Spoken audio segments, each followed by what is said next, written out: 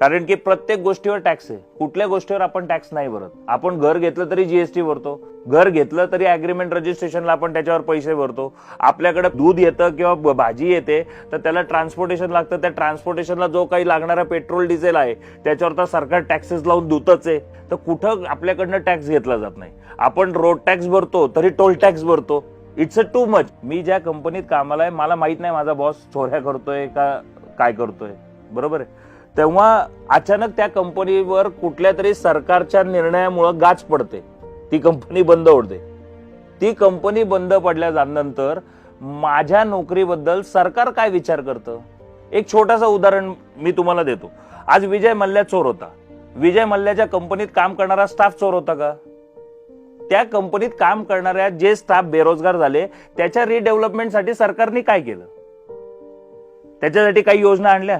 आज तो जो त्या कंपनीत काम करणारा पायलट असेल, एअर होस्टेस असेल, त्यांनी कुठंतरी एखादा 2 BHK फ्लॅट घेतला असेल, 1 BHK फ्लॅट घेतला असेल, कार घेतली असेल, त्याचे हप्ते असतील, त्याचे हप्ते जर आज थकलेले असतील, त्याची नोकरी गेली त्यामुळं, त्याच्यासाठी सरकारचा काय निर्णय? विजय मल्ल्यासारख्या लोकांवर कारवाई झालीच पाहिजे, याच्यात कुठंच प्रश्न नाही, कुठंच दुमत नाही माझं.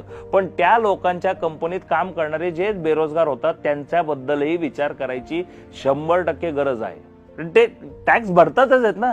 भलेही त्या चोराच्या कंपनीत काम करत जरी असले तरी ते त्या इन्कमच्या बेसिसवर IT रिटर्न भरत होते. त्यांनी बँकेने त्यांना लोन दिलेले आहेत आणि त्याच्यावर त्यांनी कर्ज उरावर घेतलेले आहेत. त्याच्या रिपेमेंटसाठी काय सहन करतोय तो, आणि तो का सहन त्यांनी करावं? ही लोकशाही आहे, ही देश त्याचा आहे, तो टॅक्स भरतोय.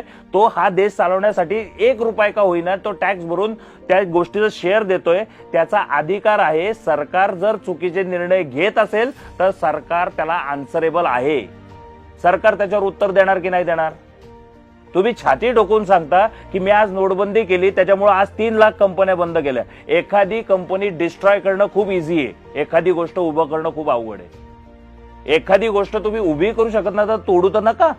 आणि दुसरी गोष्ट, पुण्यामध्ये आज DS कुलकर्णी सारखा एक व्यावसायिक अडचणीत आला. एक स्पष्ट गोष्ट सांगतो, आपल्या घरात आपली एक आई असते किंवा आपले वडील असतात, ते एक सर्टन एज नंतर ते आजारी पडतात. आपण शेवटच्या क्षणात सुद्धा आपण त्यांना व्हेंटिलेटर लावून जगवण्याचा प्रयत्न करत असतो. का? कारण की त्या व्यक्तीवर आपले इमोशन्स असतात. बिझनेस पण हा असाच प्रकार आहे. माणूस शेवटपर्यंत कुठून ना कुठून तरी कर्ज काढून ते टिकवण्याचा प्रयत्न करत असतो, कारण की ती त्याची रोजीरोटी असते.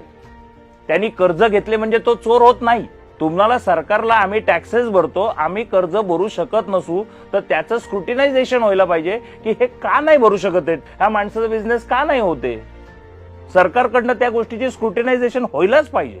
आणि सरकारने या जेव्हा सुविधा द्यायला सुरुवात केल्या ना, मी तुम्हाला सांगतो सामान्य माणूस स्वतःहून पुढे येऊन टॅक्सेस भरेल. इस्त्रीच्या कपड्याखाली फाटलेली आणि अंडरपॅन्ट घातलेला माणूस आहे, त्याला नोकरी लागली, त्याचा बिझनेस वाढला, त्याच्या अकाउंटला 4 पैसे आले की सरकार त्याला इन्कम टॅक्स मागतं. ज्यावेळेस त्याची नोकरी जाते, ज्यावेळेस त्याचा धंदा बुडतो, सरकार त्याला विचारतं का जगतोयस का मरतोयस? सरकार आर्थिक परिस्थितीमध्ये खराब झालेल्या माणसाला समाजही वाळीत टाकतं. तर थू येते सरकारवर आणि थू येते समाजावर. आर्थिक अडचणीत आलेल्या माणसासाठी कोण? आणि ह्याच्यावर जोपर्यंत तुम्ही स्पष्टीकरण देत नाही ना, तोपर्यंत सरकारला पब्लिकने टॅक्सेस का भरावा हे सरकारनेच उत्तर द्यावं.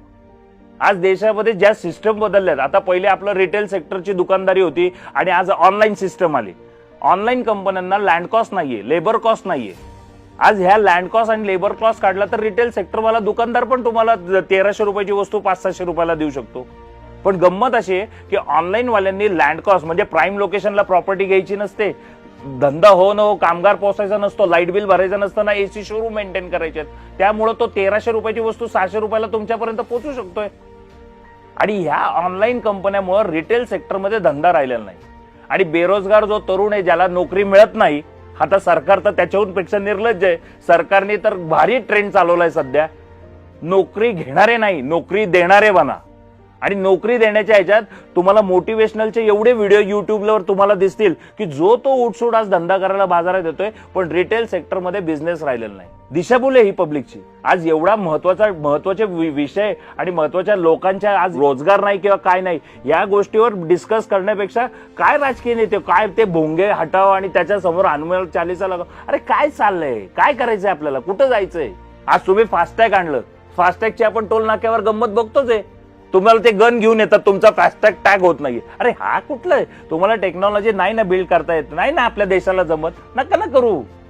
एक तर टॅक्सेस घेतात, सिस्टीम तीच राहते, त्याच पद्धती आहेत. हा काय उपयोग आहे? सगळ्यात जास्त तुम्हाला सांगतो, या नेते लोकांचे नातेवाईक जे असतात ते टोल न भरता जातात.